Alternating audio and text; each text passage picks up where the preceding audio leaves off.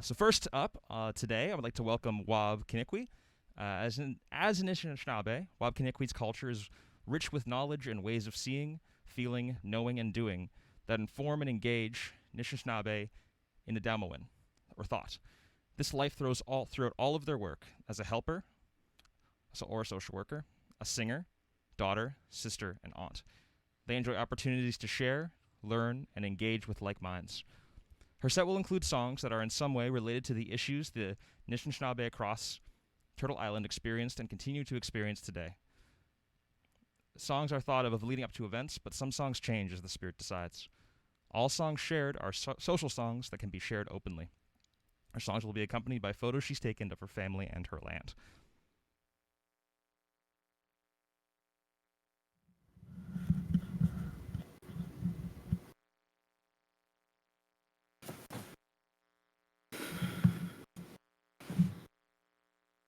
I'm live?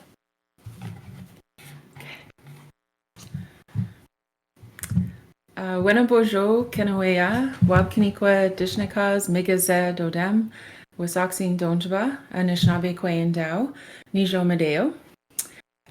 Mino gegajek, good morning everybody. My Anishinaabe Noswin, my Anishinaabe name is Waubkunii Kwe. My family calls me Wab. I do have an English name, Christine. I am from Wasaxing First Nation, which is on Georgian Bay, and I am from the Ego clan, Migaze.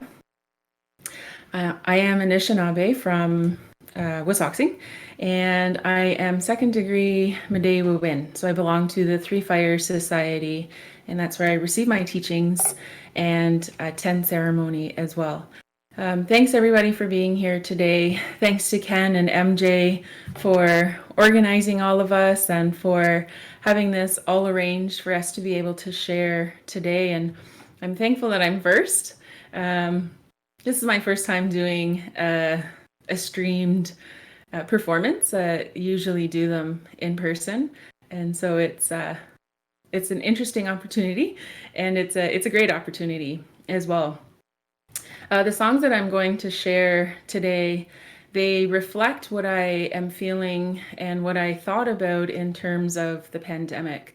And it's really rooted in Anishinaabe history, and that this isn't something new for us, that we experience pandemics actually in our communities today still, various different kinds of pandemics. I'm glad the sun is shining. It's a gorgeous day today here in my territory. The first song I would like to share is from the Mi'kmaq Nation, actually. And a lot of the songs that I've shared, I've learned and have been shared with me since my drumming career started in my 20s, and when my dad made a drum for me. So the drum that I'm using today is one that my dad made for me. It is made out of deer hide, usually female deer, and the base of the drum is cedar, and that's how it's tied. So my dad is actually the one who put a hand drum in my hand, so to speak, and I've kept doing it since, and I'm thankful for this opportunity to be able to share with you today, and thankful again to Ken for thinking of me for this opportunity as well. So the song I'd like to share is a welcoming song, and it's fitting because I am the first performer for today. And as I understand, this is their welcoming song. And I did reach out to one of my friends to get a little bit more information on the song itself. It is one that she also likes to sing too. And it's one that I learned a few years ago by the Sweetwater Women, because there's a couple different versions of it. And so this is the one that I like to sing. It's really, there's a nice melody to it. You can harmonize with it, but I'm by myself unless my fur baby wants to harmonize with me, but I don't think so. So here we go.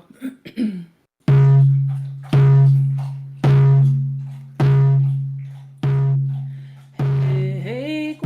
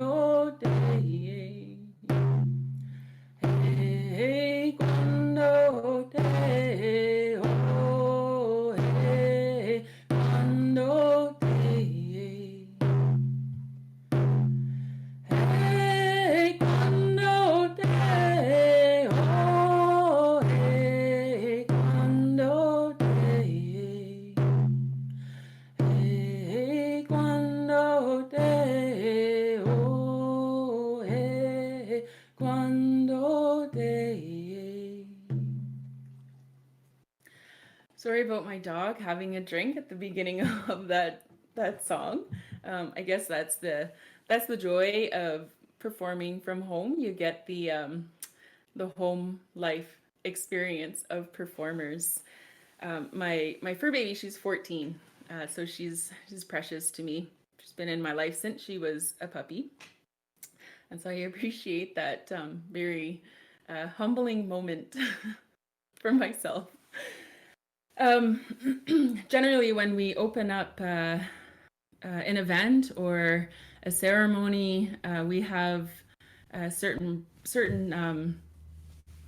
I guess you could say protocols that we follow, and having an opening song or an opening prayer is one of those protocols. And so for myself, if I am the first person, I do like to open with a song, and that in particular song is one of my favorites to sing.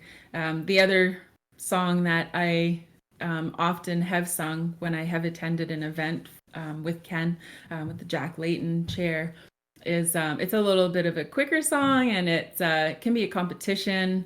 I do bring my family's drums with me when I do attend an event, and so everybody has an opportunity to not only feel and hear the drum, but to also feel the spirit of the drum too as you're holding the drum and as you're drumming as well. It is recognized as the heartbeat of our Mother Earth, and the heartbeat of ourselves too. When we think about how we play the drum, it is there's different beats, but the single beat most replicates what our heartbeat would sound like.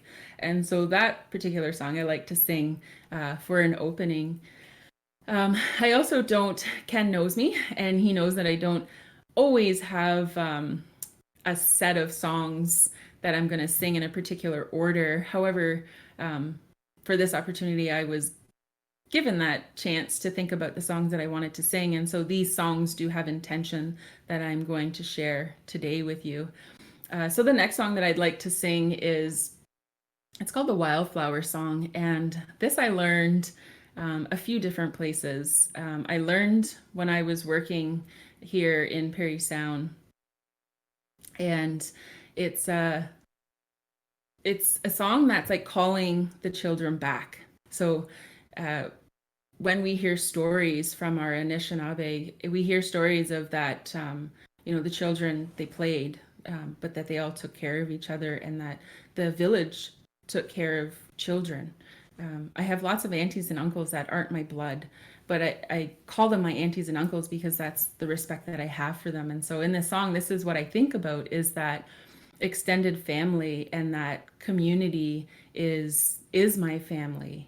We have a sign that also says it takes a whole community, or it takes a whole village to raise a child, and I do believe that. I have lots of nieces and nephews myself, and so I appreciate the belief that we have in our community, that I never feel like I'm ever alone, or that I don't have someone to speak to, because I do.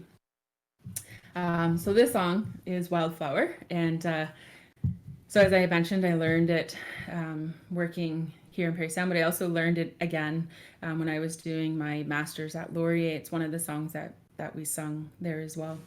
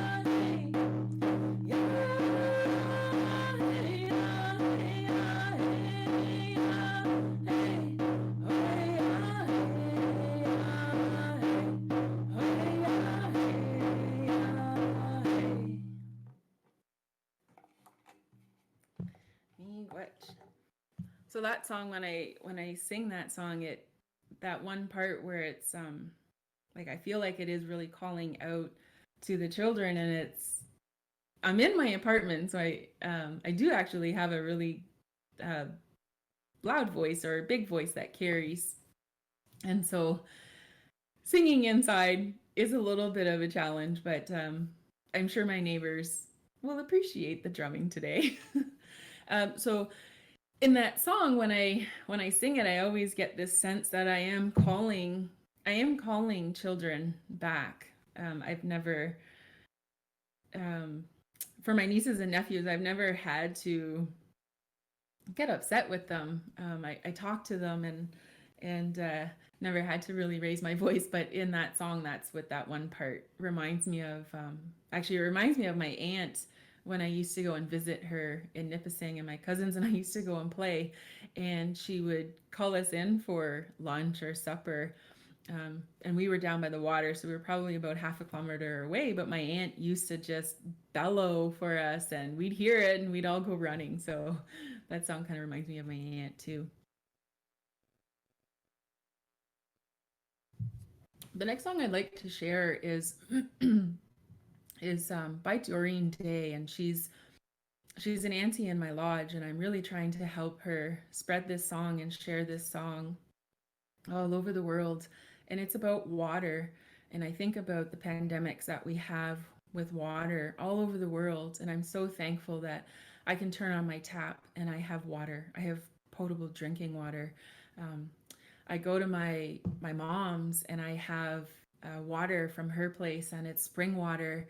And for me, it's the freshest water that I have ever had. And I was thankful to grow up drinking that water. And so in this song, she's saying, we thank the water, we love the water, and we respect the water.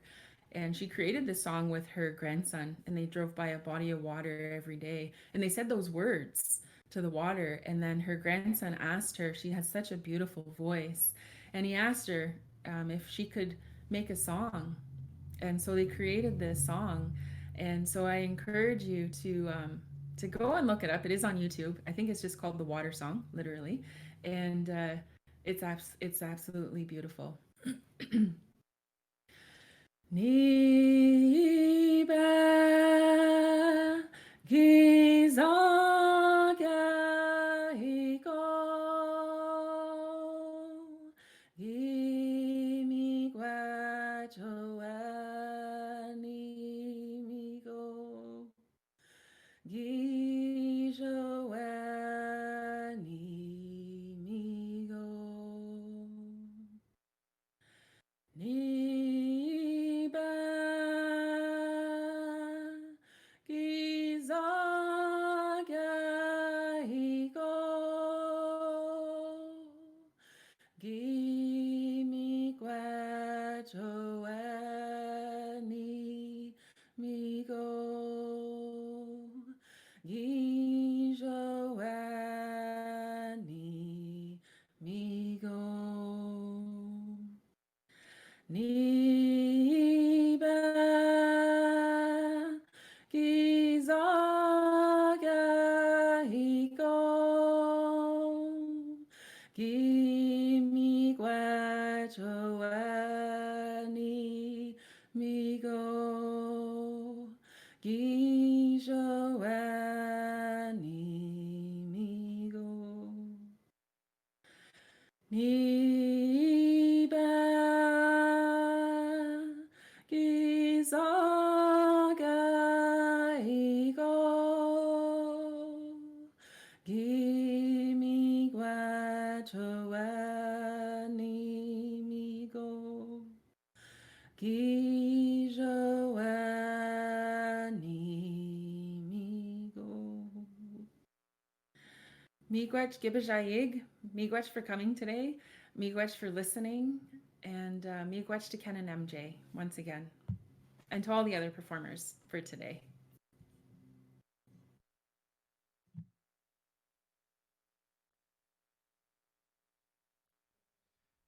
Thank you so much, Wob. We will now be hearing from Wob in conversation with Ken Moffatt.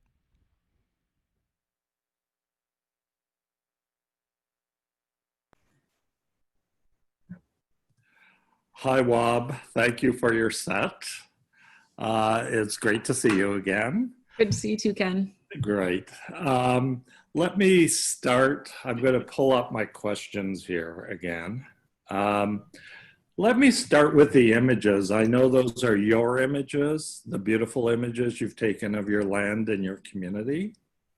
Can you talk about the choice of them and their significance to the music? Yeah, for sure. So as you mentioned, they're of land and family and friends, and those are important people in my life, important aspects in my life. As I was doing my education, I have a master's in social work, and as I was doing that education, there was lots of healing that happened for me in my community, and I had to keep coming home to reconnect. I had to keep coming home to get grounding and to be reminded who I am as Anishinaabe Kwe. And so land-based activities, anything to do with being on the land, it is who I am as Anishinaabe Kwe. That is where my strength is drawn from. And my strength is also drawn from my family and my friends. And so the images that I chose, they're of people and activities and events that I've done. So there's one picture, and there's all these women and there's some men in there, and we're all in skirts. And that was actually a ceremony that we did for my friend's dad. He maintains the maple sugar bush, and so he asks us every year. So we've been doing, I think that was our third year, maybe fourth year, and he asked us to do it to bless the trees, to bless the sweet water that's coming out of the trees. So that image in particular is really powerful for me, because that's a reclaiming of our culture, a reclaiming of who we are as Anishinaabe. And those little ones that are in the picture, we're doing that for them. We're showing them this is how you take care of the land, and the land takes care of you. And along my journey of healing as a social worker, or a helper as I prefer to be called, it really connected me to land. So there's a lot of pictures I have on my phone and on my camera, and a lot of them have to do with flowers as well. Ojibwe florals, they tell a story, and pictures for me, also photographs, they tell a story for me. So each one of them is very significant to why I took it, when I took it as well, where I took it. So yeah, I really put some thought into, I struggled at first trying to find the images that I really wanted to share.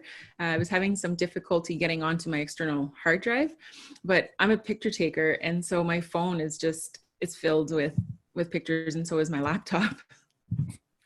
That's great. I mean, I feel like I then want to jump to another question I have, which is, because of COVID, everything's online. And even your performance today is online. How does that affect how you do it, your connection to the land, for example, those sorts of things? Yeah, there is a big, I wouldn't say, sorry, not a big disconnect, but there is a slight disconnect for me, because when we're able to see each other, you've always offered me sama or food, a place to perform, a place to share. And I've also been able to, in those spaces, smudge. So not just smudging myself, but also smudging everybody else who's in that space.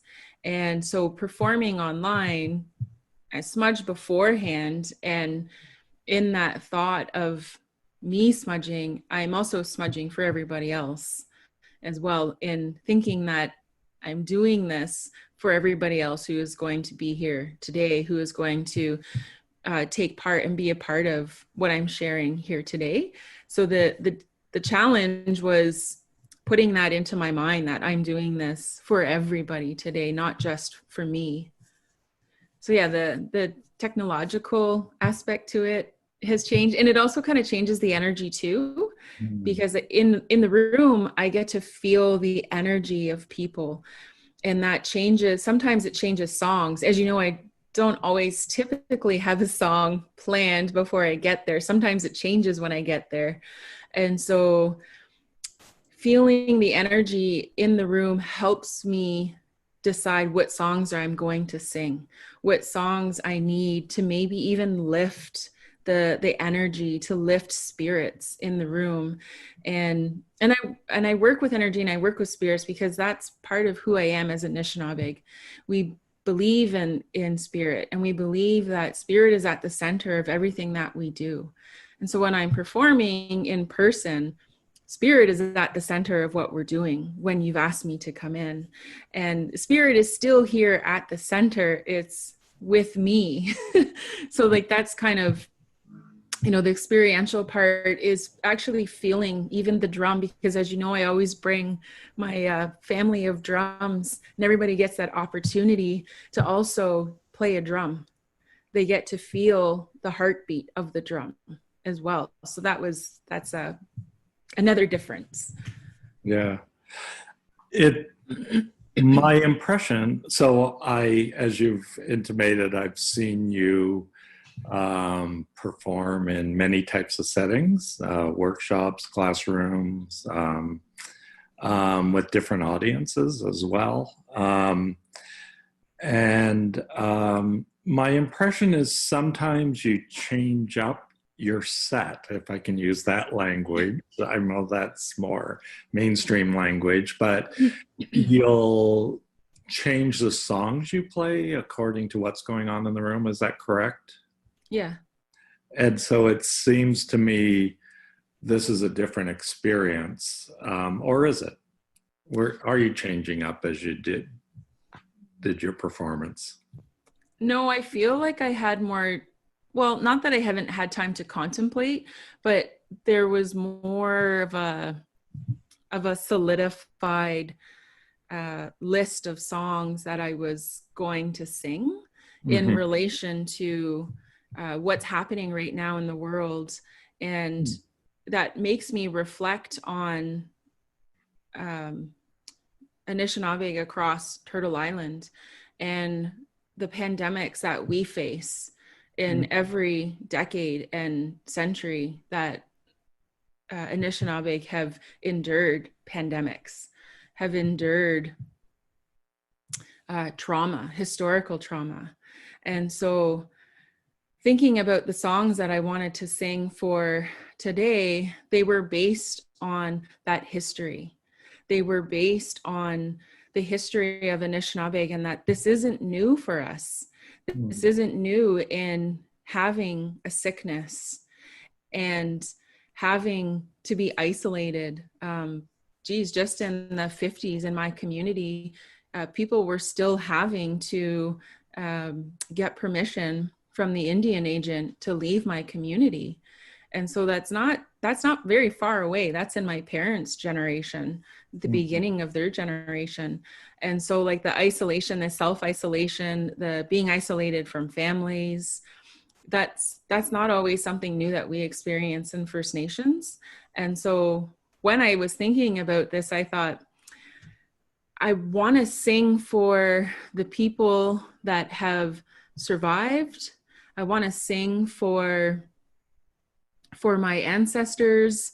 I want to sing for people who need a song to be lifted up for them, to send that song out for them.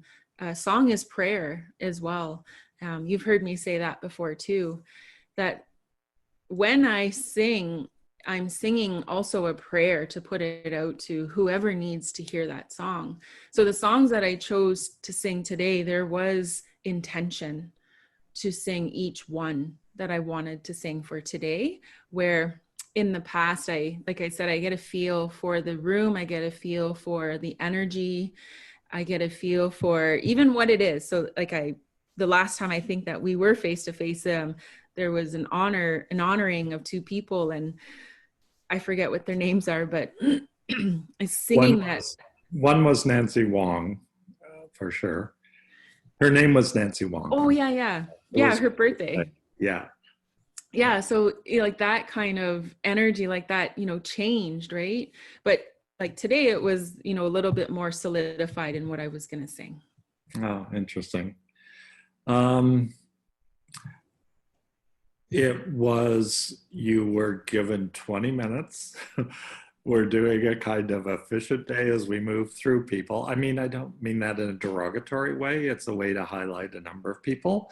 What about the time constraint of it? Did that affect you in any way, or?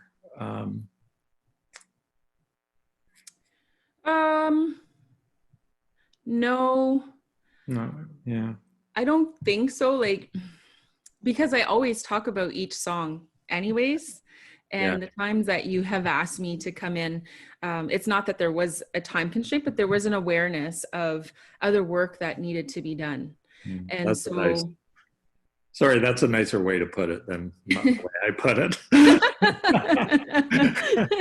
That's okay. Right. Or other work needs to be done. I think it's a lot nicer. Well, and that's working with spirit too. So it's when you have that faith and you have the belief in the spirit that is going to lead you in what you need to do, the work will get done in the time that it needs to get done in. And so like back to when I'm choosing songs, it's the same thought with that.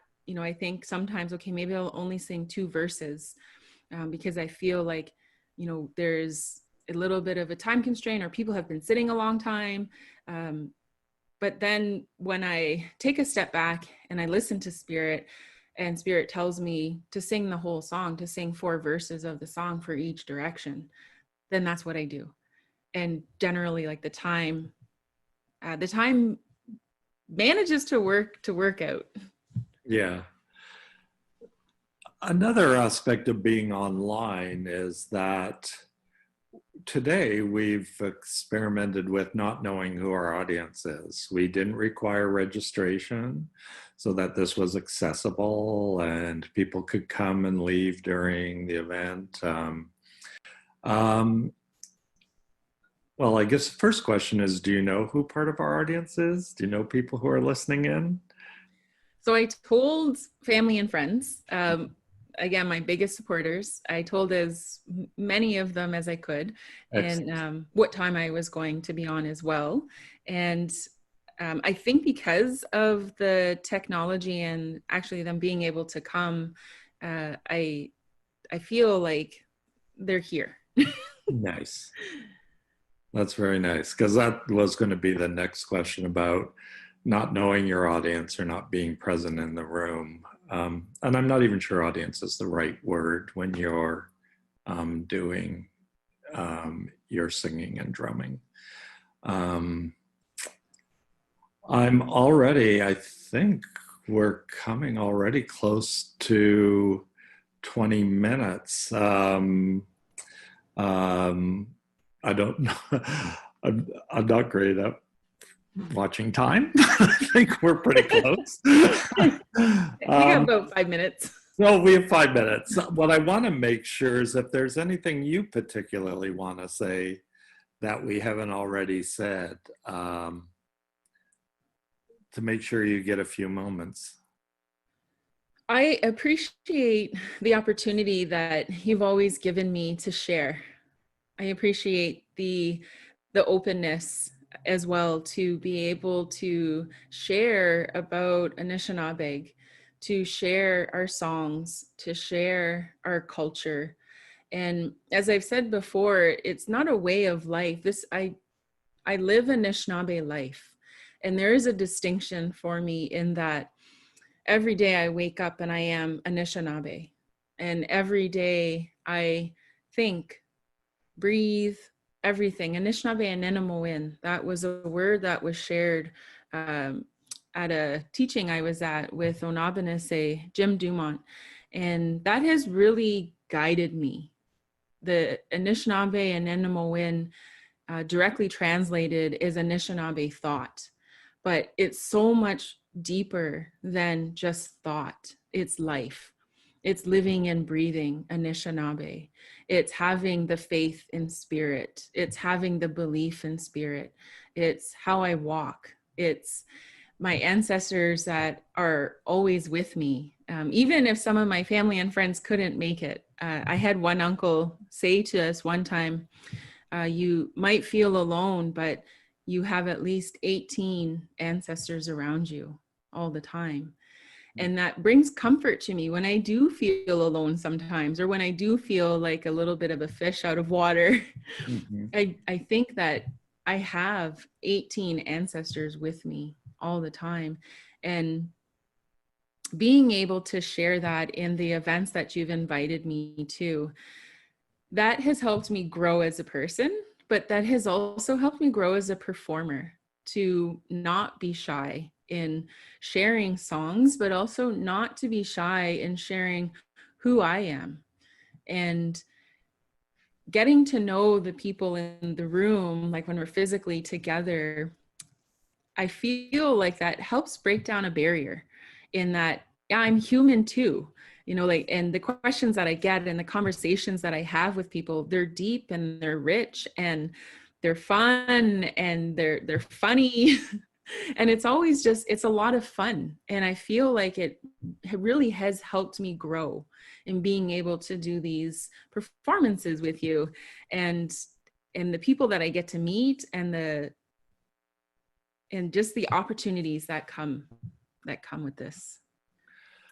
Well, I mean, I feel that way as in this position I'm in and also hosting these events and pulling them together, the people I get to meet, your generosity of spirit, you know, you're always so generous with sharing and engaging and being present for people. And I appreciate that as well. Yes. So maybe one last question about any message beyond that. That's kind of a nice place, but any message beyond that around COVID and thinking about COVID in this historical moment, we're heading into a second wave here. Any other messages? Yeah, take care of yourself. Take care of your well-being, all aspects of yourself, your mental, physical, spiritual, and emotional.